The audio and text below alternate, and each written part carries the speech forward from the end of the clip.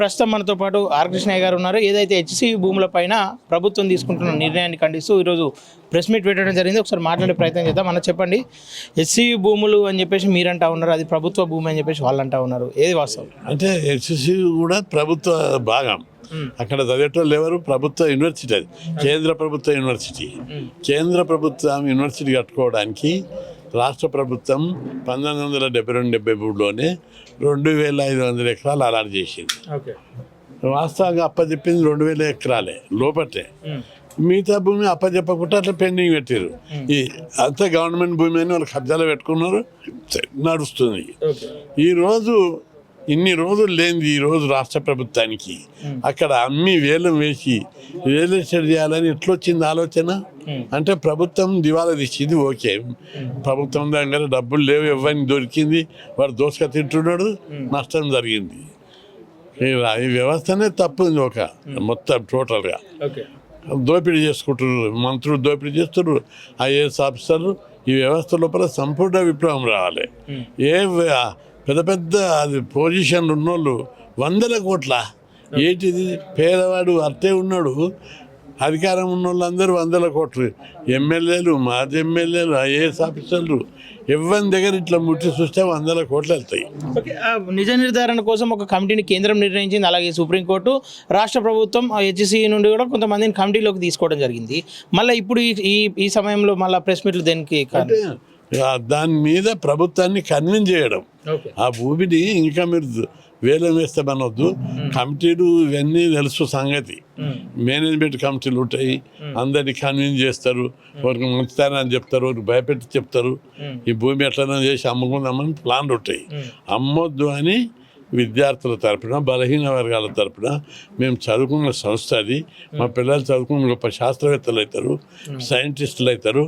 అటువంటి భూమిని అమ్మొద్దు, మాకు అక్కడ విద్యా సంస్థలే ఉండాలని చెప్పి మరొకసారి ప్రభుత్వానికి చెప్తున్నాం. దీని మీద కేంద్ర ప్రభుత్వం ఎట్లాంటి చర్య తీసుకోబోతా ఉంది? సీరియస్గా ఉందంటారు దీని మీద? కేంద్ర ప్రభుత్వం ఆల్రెడీ కేంద్ర విద్యాశాఖ మంత్రి ధర్మేంద్ర ప్రధాన్కు అమిత్ షా దృష్టికి తీసుకొచ్చాం. దీన్ని వాళ్ళు తీవ్రంగా పరిశీలిస్తున్నారు. సుప్రీంకోర్టు కూడా పరిశీలిస్తుంది. తప్పనిసరి భూమి సెంట్రల్ యూనివర్సిటీకి వచ్చేటట్టు తీసుకుంటాం, లేదంటే పర్యావరణం కింద అదే యూనివర్సిటీ కింద ఉంటుంది.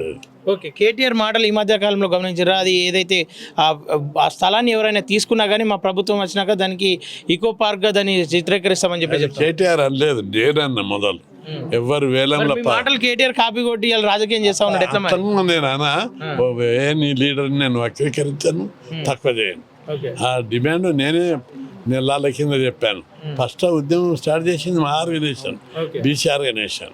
సెంట్రల్ యూనివర్సిటీ ఎవరు ముందుకు రాలేదు, అంతా మేనేజ్మెంట్ సంఘాలనే. ఇక్కడ మా బీసీ సంఘం కిరణ్ కుమార్ గౌడ్ ఆధ్వర్యం లోపల ఉద్యమం చేయమని చెప్పినాం. బీసీ ఆర్గనైజేషన్, విద్యార్థి సంఘంలో ఉద్యమాలు చేపట్టారు.